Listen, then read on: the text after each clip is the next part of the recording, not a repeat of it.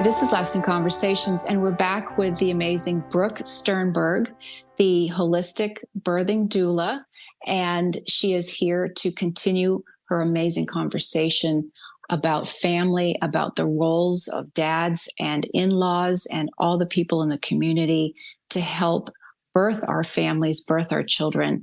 And take it away, Brooke. Thanks everybody for listening. You know, this is perfect because it always, the background continuously is communication and having an understanding. And then, yes, you're going to let go of control. Within that, that's the physical primal, the baby's coming one way or the other. But that said, it's about the communication. And I do know of somebody who, the grandma wasn't so sure about the doula, thought it was a little bougie.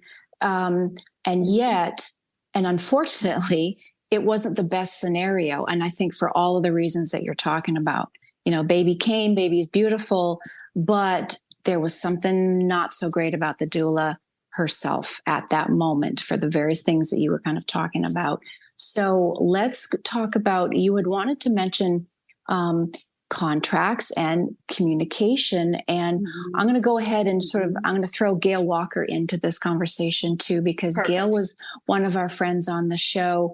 Not the Birthing Wise, that was you, but Gail is also a doula and a life doula, but her impetus also was in the birthing process. But what she's there is filling in those gaps that you had mentioned, filling in the gaps for the household and the what's after. And part of her mission is in the care for the caregivers themselves. And so you have a collective of doulas that you are mentoring, and it's part of a group. And this is what Gail is trying to get into as well up in her area in Virginia. I think that the point I'm circling around to gets into what are some of the contracts? What are some of the actual bits of information, say, for people who want to get into the business? Because one of the first things you said in our pre-call is there are people who they're not licensed, there are no certifications, they're just sort of doing it on the side. What would you say to all of these things in terms of communication, understanding, paperwork, and getting support within the industry of birthing from your end? Thank you for that. Just give me a moment and let me go ahead and think about how I want to respond to that.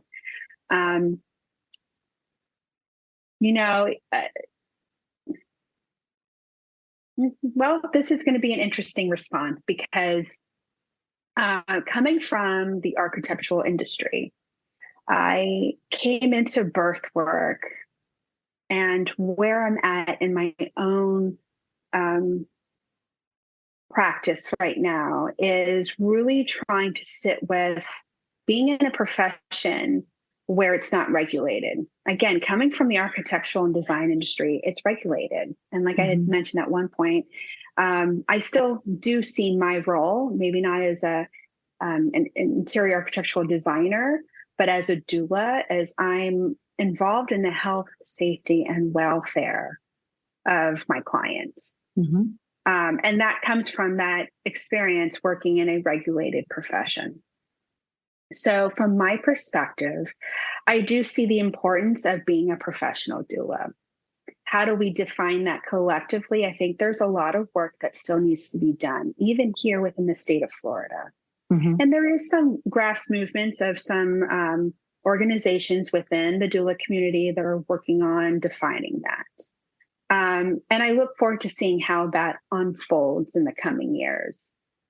As I navigate my own practice, I do see the importance of getting trained and certified. I had mentioned early on in this call today that I do believe that every woman, for the most part, can become a doula. There is something very instinctual about holding space for another woman. And yet, it does require proper education and training. And because we're not a regulated profession, it's at the buyer's risk, right? And I mean, I'm trying to go through the process now of buying a home, and I'm thinking about the real estate market and how there's, right, they're going through their growing pains too. And it goes back to even birth work. And as families, it's important for them to do their due diligence and make sure that what is important in terms of spending that kind of money, is that person certified? What kind of continuing education classes are they doing? Some organizations require recertification. A lot of organizations don't. Being a professional myself and being in careers that were professional careers, corporate careers, I do lean on wanting to hire somebody who I'm going to work with who does have all the right certifications, education, training, because my trust is in that formal education. Mm-hmm. There are other women and families where that's not important to them. It's more based off of a vibe, to each their own. So I'm only going to speak from my place where I do see the importance of having some level of regulation. But it's a very sensitive subject within the birth space, because how much do we want the insurance industry to regulate and to be involved? How much do we want the movement of now hospitals hiring doulas to support their patients, but now you're tied to a hospital? Now the heaviness that you carry is the fear of going against an OB and what they deem to be what is necessary. Or two, now you're confined to policies and procedures that ultimately are not in the best service of your patient, or as an outside doula, your client. Mm-hmm. And the role of a doula is you're hired by the family. You're representing them. You're supporting them. You're advocating for them. And you are in some aspect going into a hospital space. And I think there is a level of professionalism that you have to have when you're going into a hospital space. And you need to be able to represent not only yourself and your business, but the profession at large. And that is kind of the gray area that we're going through as an industry, is that you have doulas who have gone a little rogue and in their own right feel like it's necessary to take that stance. And then you have the other doulas who go in the other direction, where it's like, no, like, I've worked very hard and spent a lot of money in my certifications. Mm-hmm. I have worked very hard to build my business. I pay taxes. I pay for liability insurance. Like, I'm setting all of the things up to be a professional doula. So I think in growing pains right now as a profession, that's kind of where we're finding ourselves is, where are we as a profession? And I think as a family, what's important to you is, what are the values that you have in terms of what your birth journey is going to be like, and finding a doula who's aligned to that. If you're a woman who wants to give birth in a hospital, maybe it's whether safety or you have other medical issues, find a doula who's absolutely, no question, going to support you. If you're a mom, a future mom who Christian, right, is Christian or Jewish, and you want to find somebody who can hold space, give you prayers, support you, bring that kind of spiritual energy into that birth experience. There are doulas who are very, vocal about being Christian doulas and of other religions. Mm-hmm. If you are a woman who comes from an experience where you are that orphan, you're very distrusting of the hospital environment, and you very much want a free birth with no medical care, there are definitely doulas who are out there who support that. So it's just doing your research and speaking to a number of doulas and finding who is in that area. But to go back to what you were saying in terms of the profession and contracts, we're navigating this in our collective, the Doulas Care Collective. One of the things that we have been working on to build based off of our own mantra of collaboration over competition, and you're in business for yourself, but not by yourself. Mm-hmm. A lot of women become doulas because they've had some sort of life experience that really opened up their eyes to this calling. It very much is a calling, even though I believe that any woman out there could become a doula. It very much is a calling. And so as we navigate becoming a doula, taking a certification, learning what are those steps that are needed to build a successful, sustainable doula business. Getting an LLC, starting with the state, setting up your bank account, a business bank account, putting your business cards together, building a website, starting social media. That can be really intimidating when you're first starting out in any business. But birth work is a very feminine space, and all that business stuff is, action orientated and very masculine. And a lot of us very naturally are very feminine. And so it's really learning how to bring those two energies into your business. And that takes time of embodying that other energy or working through your own inner work of the beliefs and things that you carry, why you can't be in business or why can't you establish yourself in your community. And so building the collective ultimately was to build our community first so that we can really become that strong village, if you will, that moms are looking for. Mm-hmm. And we have to be able to be that, we're dueling the doulas. Like we're also learning how to care for ourselves and how to hold space for ourselves and how to be that doula for the other doula as she's navigating the trials and tribulations of her own motherhood journey, of her, frustrated about social media or building a business, and just building that strong knit little community so that as we're going through this process together of bringing up the bar of our level of professionalism here in South Florida when it comes to birth work, we're doing it together and we're figuring it all out together. So one of the things that we've done in the collective is we're working with Dona's past president, Rainey Sinclair, and she's going to help us just really learn what is really important for us to have in our contracts. And I think that that's a really important first step for any new doula or even established doula to have. It's something that we always have to be working on, revisiting maybe every year or maybe after every big altering birth experience or client experience that we have to really have a solid contract. For postpartum, we're going into a family's home. And a lot of times doulas go into this and not having that business background, they may have a very basic contract that has a lot of gaps and a lot of room for assumptions. And now you start working with a family, but you didn't have the boundary of like, I need to be paid up front.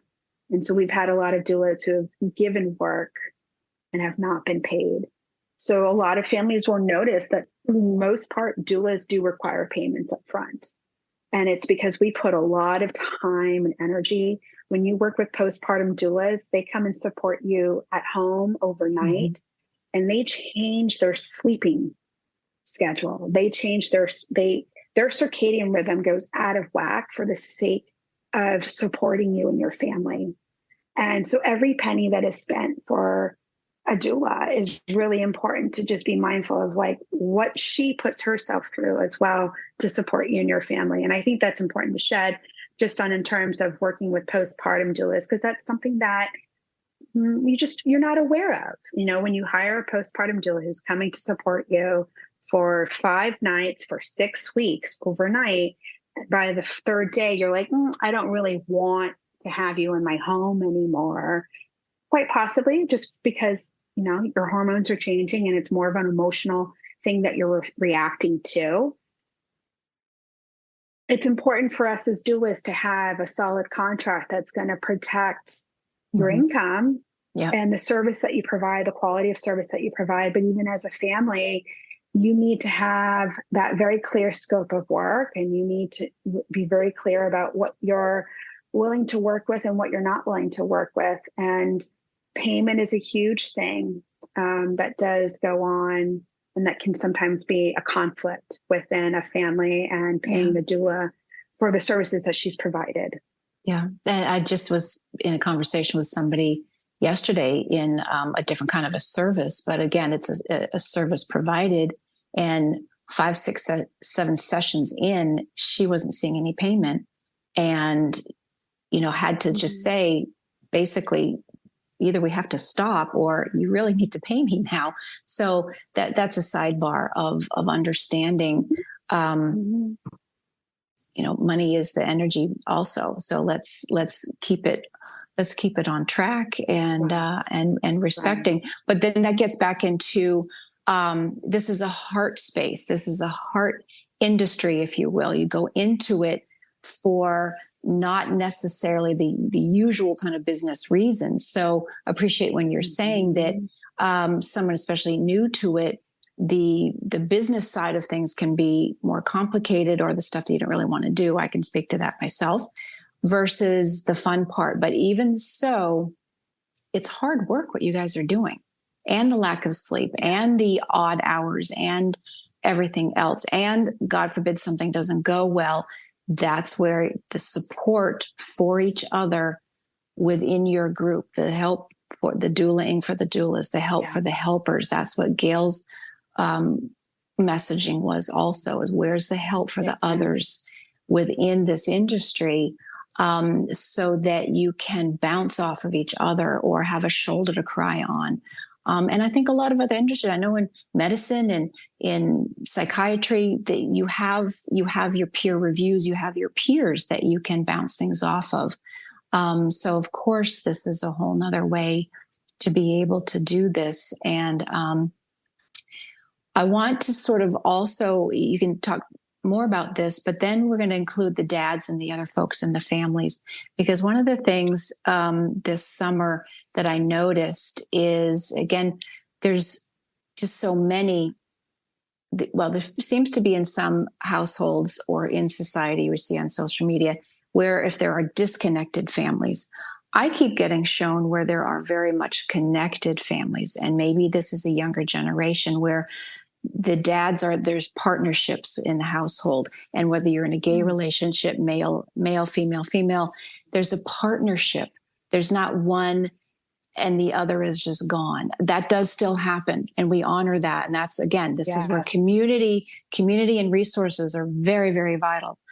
That said, talk to us more about the household. You're doing the postpartum, and you've got siblings in a house, and you've got an extra tired mom who, you got a little one running around, and you've just had a baby. So let's talk about the family dynamic and the communication. And really, I keep saying there's another blessed hum, and you've posted some amazing posts about the dads and their moment for bringing their child who is part of them as well. Because we do focus on the ladies, and we have to, but let's talk to the guys too. Oh, everything that you share. And every time I come on here with you, I realize I have these moments where I'm just like, right, how do I even respond to it? Because there's so many things that I want to share and I want to speak upon, because there's so much to it. And it's sometimes hard to, because if I say it one way, I always in my mind feel like I'm missing out on sharing all these other stuff. And when it comes to the home, when it comes to the dads, through my experience with my significant other, his second daughter was born via cesarean, but at the day of her cesarean, they were in triage, and the nurse didn't find a heartbeat. Fast forward, now here he is as a second-time dad. He isn't able to go in the OR. He doesn't know what happened to his wife. He doesn't know if his daughter is still alive. Bless you. And he is sitting in that moment of uncertainty himself. And fast forward 2 years later, he comes across me, and we start building our relationship together. And I'm going through my own journey, losing my sister, learning how to hold space for her, and becoming a doula, and going through this period of discovering how do I want to show up as a doula, and coming home and talking about my birth experiences with my clients, and really recognizing how triggering that was for him. And over time, hearing him talk about his experience as a husband to a woman who gave birth twice, the second one potentially lost her little one. And that has always shaped the way that I doula. Yes, my heart and soul is always for the woman because I'm a woman and I feel most connected to her. But I always communicate to them that even though I'm always going back to her, I don't ever want to forget about the dads. Because with that one story, that one experience, it impacted how he perceives birth. It impacted how he became a father. He was going through his own level of postpartum depression. And I always say to my clients, like, I'm not here just for mom. I'm here for you too. Yep. And if there's anything that you want to talk about, I can always be a shoulder to cry on, an ear to hold space and listen to, and a resource. I have so many different referrals that I can refer the family to for, a multitude of reasons. And part of my role as an Ayurvedic postpartum doula is to be that continuous source through those first 6 weeks, to just monitor not just her, but him, with this newness going on in their relationship and that dynamic. So much is changing. And a lot of it is subconsciously. And you have the tit for nats, you have the overwhelm, the emotionality, your lack of sleep deprivation is a huge thing. And whether you have support or not, you're both going through a huge shift. And I'm just there in observation. There are other services that I provide, but I'm also my presence there, or any other doula, whether it's one postpartum session or 6 weeks worth of postpartum sessions. Our presence in person is not to necessarily do, but to be of service in terms of observing the dynamic. Most moms don't see their provider for another 4 to 6 weeks. If you have a home birth, your home birth midwife is in your home minimum 24 to 40 hours after you gave birth as their first check-in.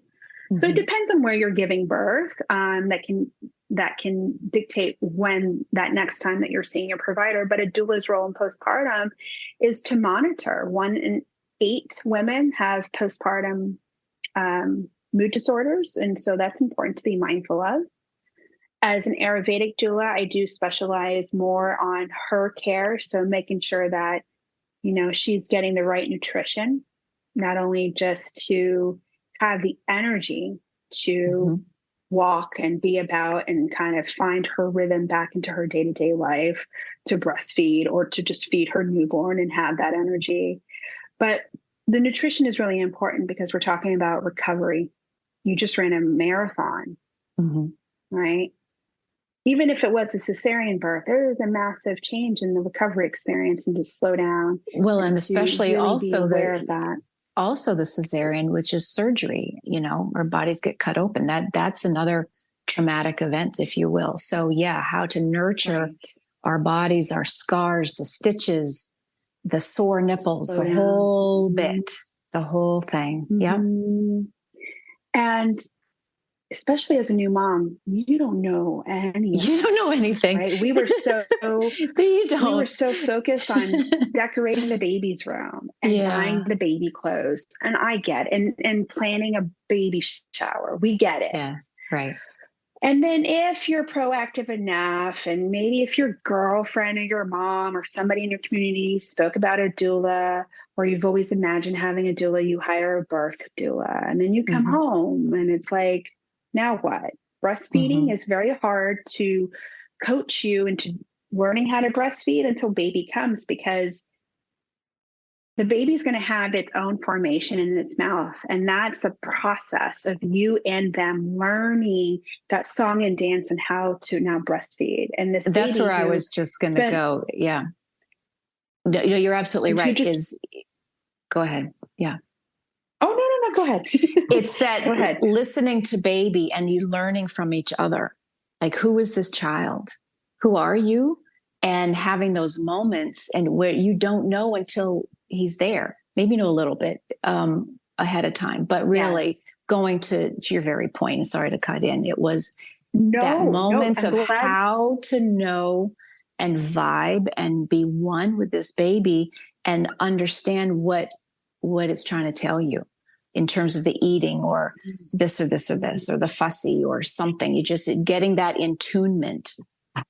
And this is, again, where the dads can come in. There's time for all of the whole family, whoever that family is. And it's like a song and dance because it is filling in the gaps. And in prenatal discussions, I do remind the dads, I'm not here to take your place. I'm here to fill in the gaps. Some dads are like, I've always we've been talking about this for years. Like, I am on board for whatever birth she wants. And they're all hands on deck. And I've had dads who are all hands on deck. And then I've had dads that are in the labor room playing video games. Listen, when I was born, my dad was watching Super Bowl. My mom had to labor on her own. And, everyone's situation is different. And I always remind them, part of that prenatal time with your doula is to really determine where she needs to step in and fill the gaps. Right. And truth is, we don't know until it happens, his capacity to be in that kind of it's a very different space for men to be in. And some men are not comfortable in that environment. And so it's really learning how to adapt and know how to step in when you need to. Absolutely. And I love that you're talking about this. And I'm going to Ben Curtis, who was on the show, and he works with men's work. And so the very notion with the dudes, and he mentioned about miscarriages and how often do we actually consider the guys that, they've had an experience as well. And so it circles into everything that you were just saying, that there are help and resources for the guys to know from their own man self what their roles are, how are they feeling, all of that. And it goes right to what you're saying. So it's honoring everybody in the family, however that family looks. Everybody in the family. Yeah. For sure. And, every doula is a little different just based off of our own experiences and my own experience hearing Paul talk about how that impacted him and to see how it still triggered him when I talked about a woman giving birth vaginally. Right. Or supporting a mom postpartum who decided to have a free birth and not have a medical provider there. And to hear that was so deeply triggering for him because in his experience, his ex-wife had 2 girls via cesarean. He's one of 3 boys in his house, and his mom had cesareans. And so all that he's used to or exposed to was cesarean. Right. And as a woman, if we're going into birth with a partner who doesn't share the same beliefs and values in that journey, it could leave you feeling a people pleaser. It keeps you in that people pleaser state where it's like, well, I'll give you an example. I had a client whose husband is from France, and his mother-in-law, her mother-in-law felt that, breastfeeding wasn't really a thing. If you can afford formula, you have formula. And we had a few discussions prenatally talking about that, that pressure was shaping her perception of the kind of mother she was going to become. And that's just one example of the people who we communicate with in pregnancy deeply shapes the way that we view ourselves becoming mothers. And then when we actually come through the other side of birth and we're navigating breastfeeding, because breastfeeding is a big hot topic. And I believe that you do what you need to do to protect your mental health and well-being, because if you are not mentally healthy, then your baby is going to suffer, and not just in those first few months, but it's going to shape the dynamic between you and your child, because those first 6 weeks, your nervous system needs to be recalibrated. Right. And it is that process and the work that I do with you to go ahead and rebalance that parasympathetic and sympathetic nervous system. Because if you think about it, to birth a baby, you have to go so deeply within yourself to where you'll hear women talk about, right? You had to go to the end of earth and back. You had to go into this outer universe to bring life into this world.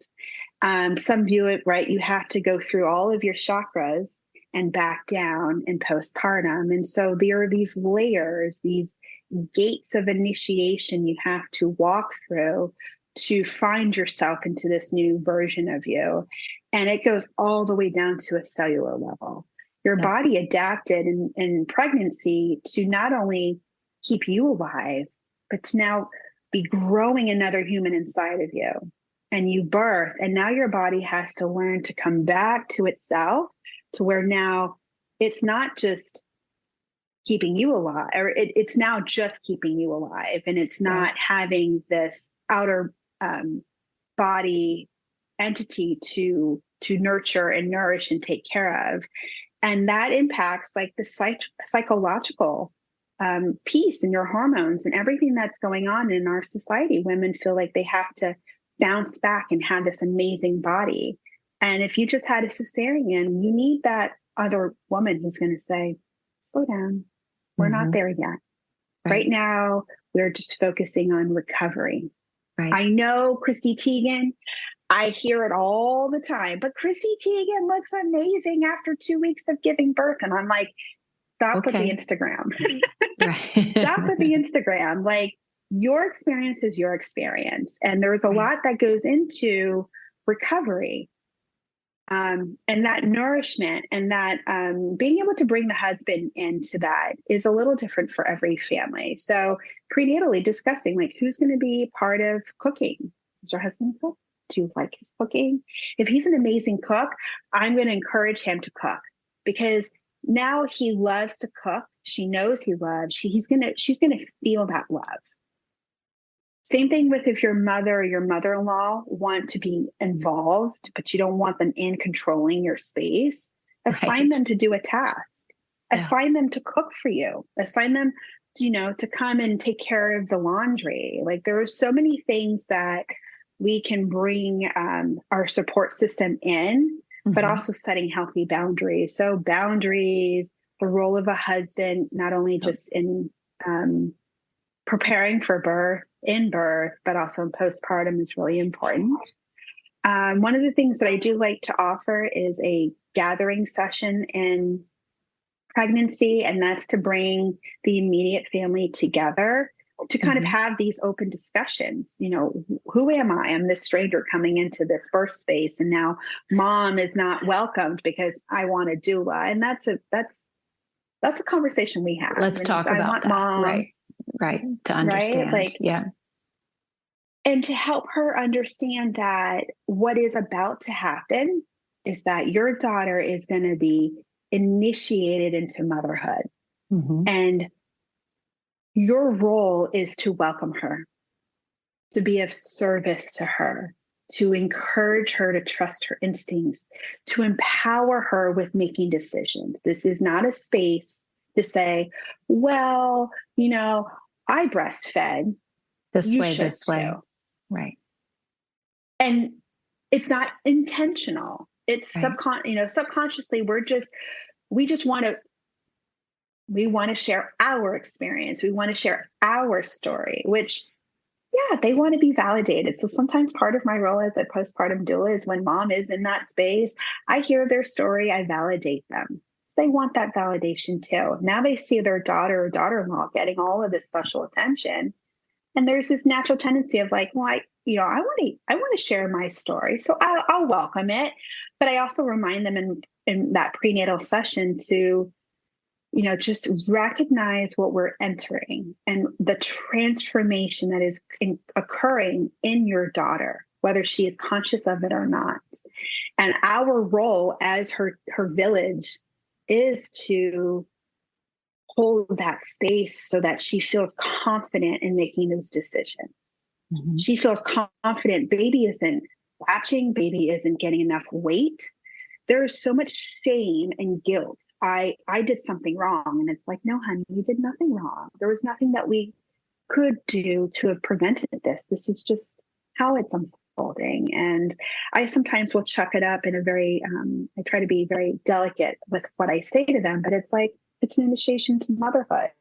Mm-hmm. You're going to be, getting up one morning thinking that your kindergartner is going to be going to school, and now he's got hand, foot, mouth disease. Mm-hmm. And you have a huge presentation at 9:00 in the morning, and now your whole day has to change.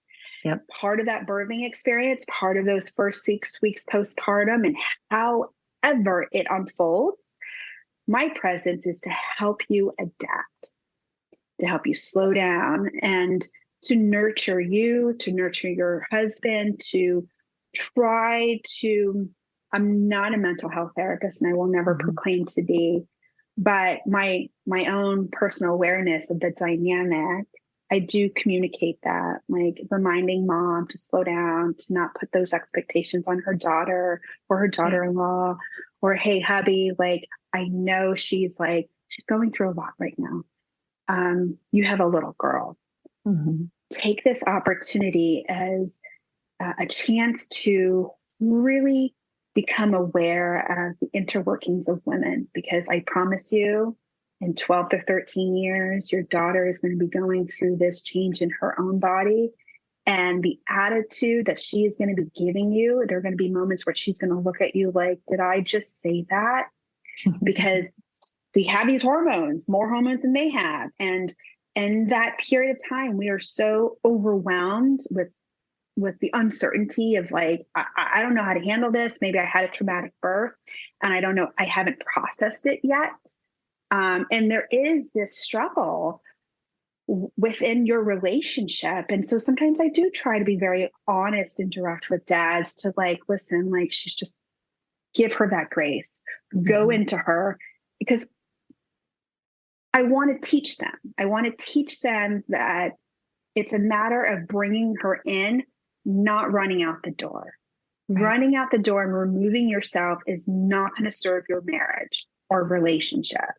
Mm-hmm. And teaching him, he's going to get what he wants and she's going to get her needs met if he just brings her in and embraces her and says, even if it's something funny, like, oh, honey, like, oh, okay, like, we'll do whatever, whatever it is, play light to it, because she's also probably learning how to communicate what her needs are. Well, there's got to be a sense of humor about it. I mean, because it's just, it's silliness, and you would use that word primal. It's a primal time. There's a lot of bodily functions. There's a lot of things going on, and the lack of sleep. If this is not the best time to forge your family and say, all right, we're in this together, and now what? And see the humor of it all. Because as someone my own kids are umpteen years older, it can feel crazy, but it only lasts this long. Yeah. And it preps you for the next crazy. Just saying, it preps you for preps you for the next crazy. And maybe that's where we can kind of round things out. So Brooke, where do you see, how should we round things out in this beautiful conversation? Because we could go on for another 9 months to birth a whole nother person. And I think there's been so much wonderful information for people, whether they're thinking about being a doula or maybe they are an auntie or a grandmother or somebody to be. And so these are the things now, as the good shepherds that we are to our families, to our people and our community. I think these are a lot of really the great conversations to have and things to think about. And whether you're currently in the medical community, just help us all talk to you, and people who are in education, help us talk to you. And it just all circles back to the same thing. So many topics within Lost in Conversation show goes back to the heart of what's behind everything. And maybe this is my last question. What are the kids saying? You know, I know we're birthing kiddos that are really of the light and very special. Every kid is special, but do you have one last nugget for this conversation in terms of this next generation? And is there even a term now? The kids who are 20s, I don't even know their term of their kids. You know, we've had Gen X, Gen Z. I'm not even sure what it is anymore. Yeah. I guess we'll have to figure that out. We'll have to figure that out, right? Rainbow Does it sparkle start all the way over. Well, right? The ones getting born. I'll just call them unicorn, rainbow sparkle. Yeah. Yeah.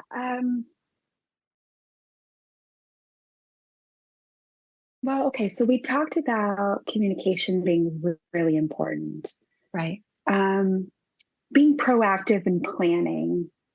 Treat your birth experience just like you did with your wedding. If you had a wedding and you had a big wedding or small family wedding, there was a lot of planning that went into it. Plan, seek out who are going to be supporting you through that process beyond just your OB. You know, are there people in your family? Is it worth considering hiring a doula?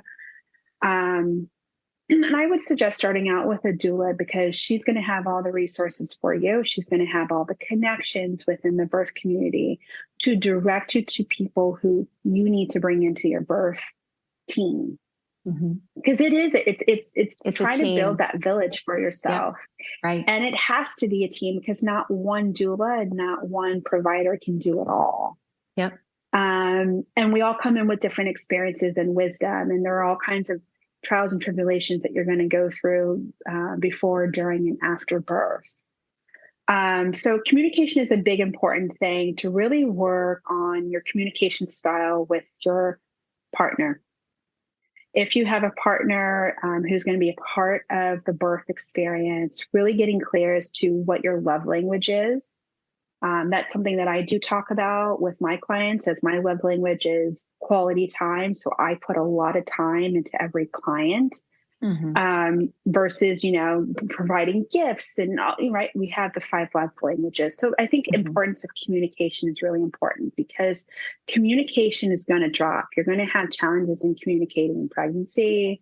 Right. It's going to come up in labor as he's trying to figure out how to support you in ways that he just didn't even realize he needed to. And sometimes, right, like we just don't want them to touch us.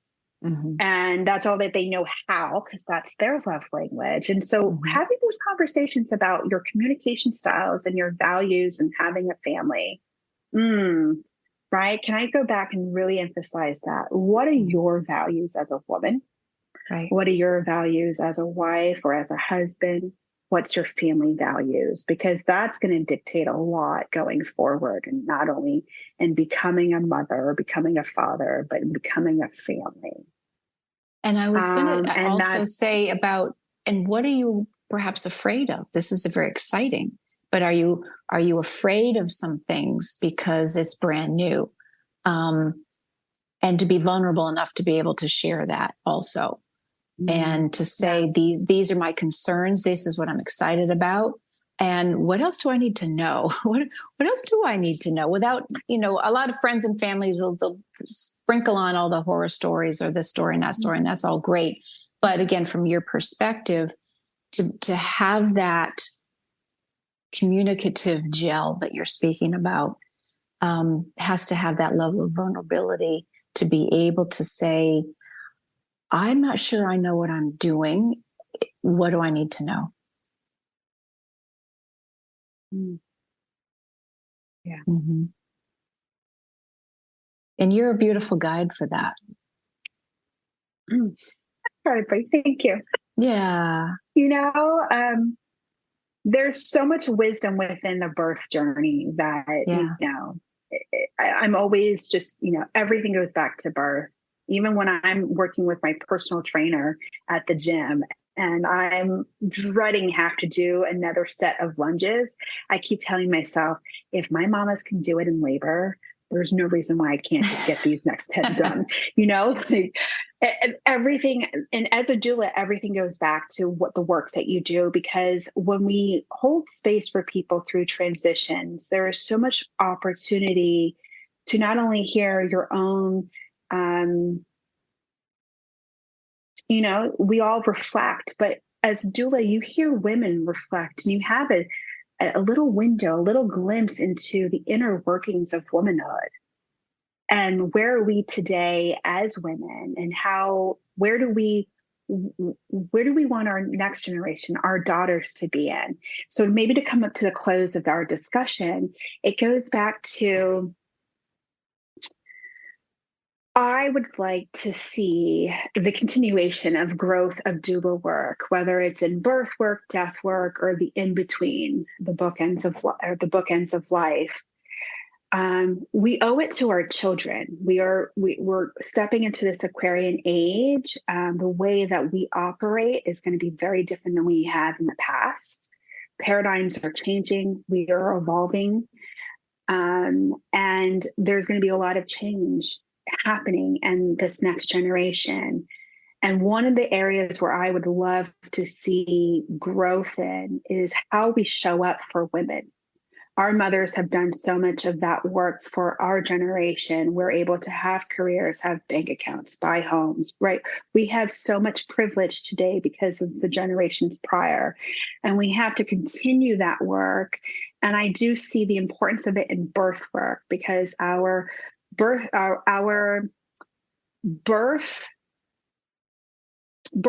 don't know how to word this. Births are on the decline, right? More and more of this next generation are not getting married, not having kids. And so there is going to be this observation that we are in as doulas in the birth sect of like, where is this next generation going in terms of how do we need to show up and adapt to serve and support that? And the one thing that I think as a young new mother is to just be aware of that. And how do you communicate with yourself? How do you communicate with your partner? We know just in terms of mental health and well-being, that really impacts the way that your daughter, your son are going to learn how to speak to themselves, speak to their siblings, speak to their boss and their future partner.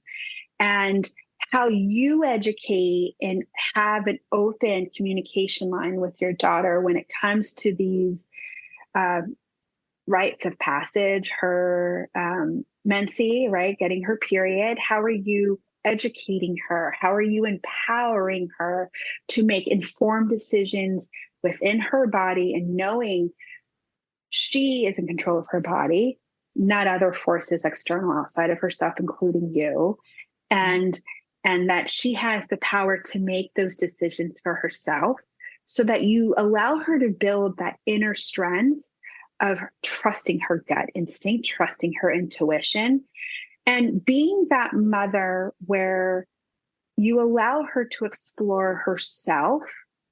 And so that you can sit back and be in awe of that beautiful opportunity window that you get to see a young girl become into her own. And as she enters that childbearing year, encourage her to build her birth team, to consider working with a midwife, to consider hiring a doula, you knowing the benefit of having another woman at your bedside taking care of you that isn't as deeply emotionally attached as you are as the mother or mother-in-law, only amplifies that love that you have for her and the respect that you have for her, because maybe you are coming in your communication style of wanting to honor, to celebrate, to validate her own journey and experience. And I think that is something that we are in our generation still struggling with.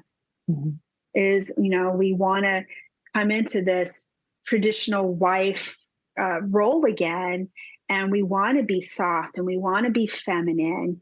And part of that process is really doing a lot of that inner work and untethering with the dynamic with our own mothers. And that mother-daughter dynamic really impacts a woman's experience in her birth because there are a lot of times where I work with moms where they're in, the fear comes out of like, am I going to be a good enough mom? I didn't have a good relationship to my mom, whether my mom was in the fault or I was in the, whoever was in the wrong.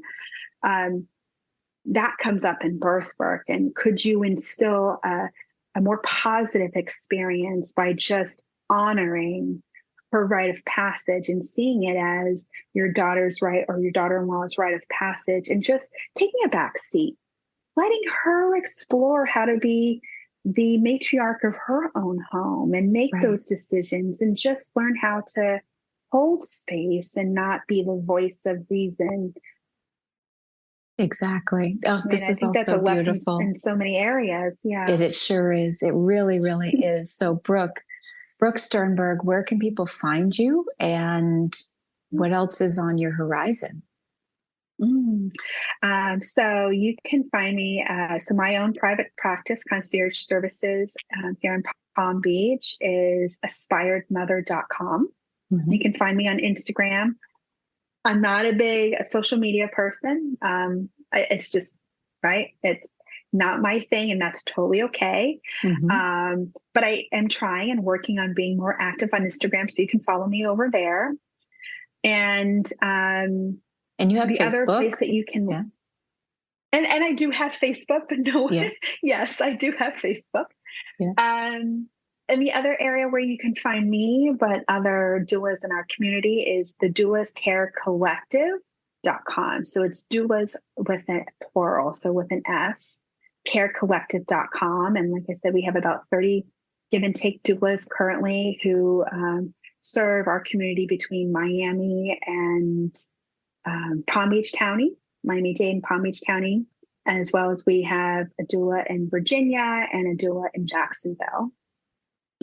And what are some things that I'm working on and growing into for my own practice is still learning to have faith in the unknown, and learning how to open myself up to expand into a agency. And so I'm going to be taking the steps in the next year or so and building and growing my brand into building, Aspired Mother, and learning a lot in that process of, it's a very different journey into where you're just working for yourself by yourself. And the beauty of the collective is that we are that network for each other, and we provide referrals, and we refer clients to other doulas all the time. But I'm hearing the call, and I'm building the courage within to answer the call, to grow my own practice, and to bring on, whether it's a partner or bring on other doulas within me, is something that I'm working on, and I see in the horizon coming up. Beautiful. Thank you so much for being here. Thank you for sharing your wisdom. I think we've just birthed, who knows what we've just birthed here. Birthed a beautiful conversation. And Brooke Sternberg, many blessings to you and all the littles that you're bringing forward and the families that you're serving. Thank you very much, Heather. It's a pleasure again. Thanks, everybody. And thanks for listening.